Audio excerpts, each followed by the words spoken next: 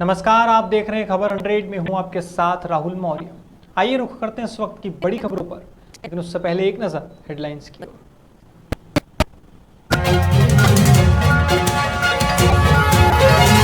इंदौर में समाज सेवी यमराज की वेशभूषा में पहुंचे वैक्सीन सेंटर, वैक्सीन लगवाने के लिए लोगों को किया जागरूक। मध्य प्रदेश के मंत्री विश्वास सारंग का बयान, कांग्रेस पर लगाया भ्रम फैलाने का आरोप। सारंग बोले, वैक्सीनेशन के महाअभियान पर फैलाया भ्रम। पूर्व मंत्री जीतू पटवारी के तीखे तेवर, पेट्रोल डीजल और बिजली पर सरकार को घेरा। पटवारी बोले, वैक्सीनेशन की राजनीति में चमकना चाहते हैं सीएम।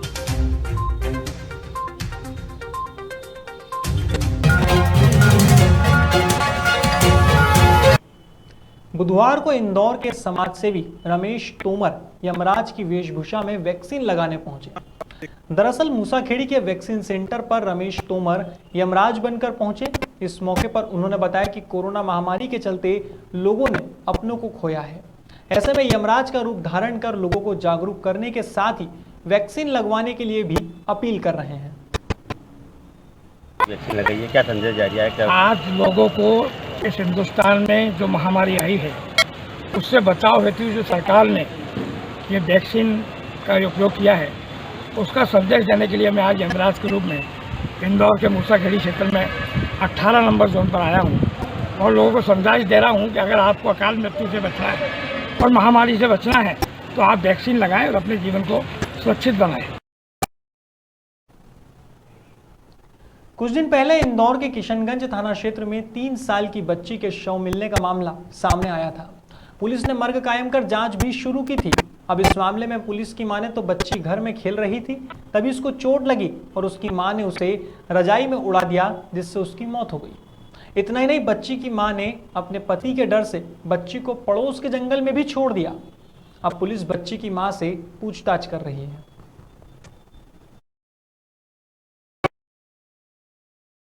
किशनगंज थाना क्षेत्र में पिछले दिनों 3 वर्षीय एक बालिका की डेड बॉडी मिली थी। प्रथम दृष्टया उसको देखने से ये प्रतीत हो रहा था जैसे किसी को उसने धक्का दिया हो, किसी ने, जिससे दीवार में या फर्श पर गिरने से उसके माथे पर चोट आई थी।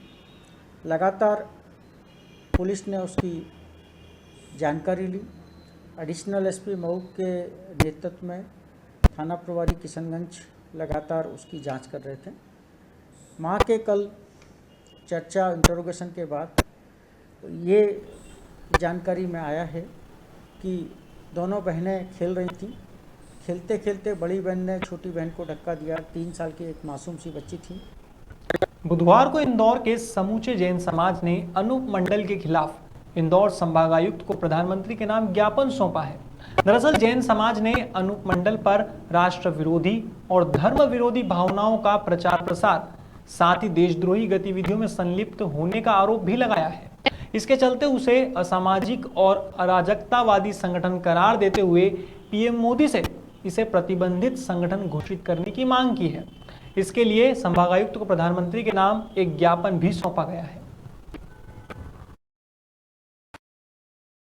एक ऐतिहासिक कदम पूरे देश में और विशेष रूप से इंदौर में हुआ है कि जैन के जितने भी संप्रदाय और संस्थाएं थी वे सब आज एक मंच पर राष्ट्रीय जैन संगठन के बैनर तले यहाँ एकत्रित है। निश्चित रूप से यह एकता ऐतिहासिक है। मंडल लगातार बहुत वर्षों से जैन समाज को लेकर विश्वमन कर रहा है। उनकी तमाम बातें महत्वपूर्ण हैं और उनकी बातों के पीछे न तथ्य है न वैज्ञानिक दृष्टिकोण है। 100% ये कोई बहुत बड़ा षड्यंत्र है जिसमें जैन समाज को टारगेट करने का प्रयास किया जा रहा है और समग्र जैन समाज इस बात को लेकर बहुत आहत है और समग्र जैन समाज इस विषय को लेकर एक है। अलग अलग चरणों में ये आंदोलन किया जा रहा है। आज 500 जगह देश भर में ज्ञापन दिए जा रहे हैं। पूर्व में ज्ञापन दिए हैं वे हमारे आदरणीय बागीला साहब ने बहुत सभी को रहे हैं जो सारी बातें बताई है। इसके संदर्भ में मेरा ये कहना है कि अनूप मंडल जो गतिविधि कर रहा है ये असंवैधानिक है। एक जैन समाज और बनिया समाज छोड़ के ये पूरे देश के लिए इंदौर के वार्ड क्रमांक 15 में एरोड्रम रोड पर एयरपोर्ट के सामने बीजेपी नेता धीरज ठाकुर के नेतृत्व में 7 दिनों का वैक्सीनेशन अभियान चल रहा है। इस दौरान वे और उनकी टीम वार्ड में घर घर जाकर वैक्सीनेशन के लिए लोगों को जागरूक कर रहे हैं। इतना ही नहीं, उन्होंने वैक्सीन लगवाने के लिए ऑटो रिक्शा भी संचालित की है।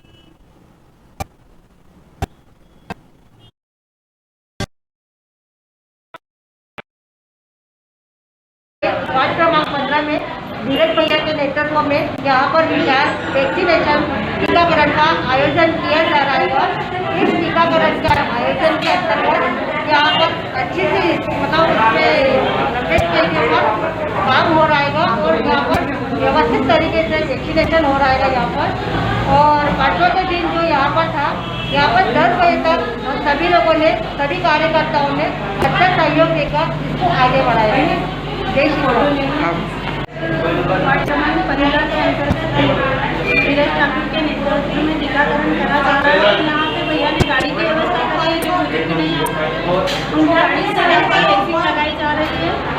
और भैया का लक्ष्य है मेरा बूथ कोरोना मुक्त, और स्वच्छता अभियान को ध्यान में रखते हुए मास्क वगैरह सारे वितरण कर रहे हैं।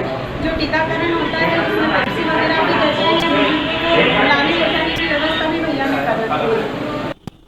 बुधवार को चिकित्सा शिक्षा मंत्री विश्वास सारंग ने अपने बयान में कहा कि कांग्रेस के नेताओं ने अपने दिव्य ज्ञान को प्रकट करते हुए वैक्सीनेशन के महाअभियान पर भ्रम फैलाने वाले ट्वीट किए हैं। देश में इतने बड़े बड़े पदों पर रहने के बाद भी झूठे आंकड़े दिए हैं। मंत्री सारंग की माने तो यूपी में अभी तक 3 लाख वैक्सीन लगी है, तो वहीं दूसरे नंबर पर आज मध्य प्रदेश रहा है। उन्होंने विपक्ष पर तंज कसते हुए कहा कि कमलनाथ ने 15 महीने में जनता का विकास नहीं किया, सिर्फ एक रिकॉर्ड बनाया भ्रष्टाचार करने का, लेकिन सरकार ने रिकॉर्ड बनाया है वैक्सीन लगाने का। कांग्रेस के नेताओं का ट्वीट जनता के खिलाफ है। ऐसे में मांग करता हूं कि कांग्रेस नेता अपने यह ट्वीट डिलीट करें। आइए आपको सुनाते हैं मंत्री सारंग ने क्या कहा। जयराम रमेश जी, जिनको मैं बहुत ही पढ़ा लिखा मानता था, उन्होंने भी अपना दिव्य ज्ञान प्रदर्शित करते हुए एक ट्वीट किया है और उसमें उन्होंने लिखा है कि 20 जून को मध्य प्रदेश में 692 टीके लगे, 21 जून को 16,93,000 लगे और 22 जून को केवल 4,842 लगे। और इसी तरह चिदम्बरम जी, जो बहुत बड़े अर्थशास्त्री हैं, उन्होंने भी मध्य प्रदेश के वैक्सीनेशन प्रोग्राम को लेकर कुछ भ्रांति फैलाने वाले ट्वीट किए।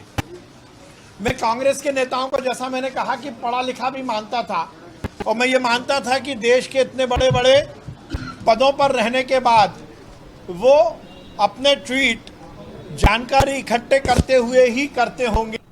बुधवार को कांग्रेस के पूर्व मंत्री जीतू पटवारी ने प्रेस वार्ता में पत्रकारों से चर्चा करते हुए सरकार को घेरा। उन्होंने पेट्रोल डीजल सहित बिजली पर प्रदेश सरकार को आड़े हाथों लिया। पटवारी ने कहा कि यह लूट घसोट की सरकार है। पटवारी की माने तो बीजेपी बिजली के दाम बढ़ाना चाहती है, लेकिन कांग्रेस पार्टी इसका विरोध करती है। इस दौरान पटवारी यहीं नहीं रुके। उन्होंने कहा कि हमारे मुख्यमंत्री वैक्सीनेशन की राजनीति में चमकना चाहते हैं।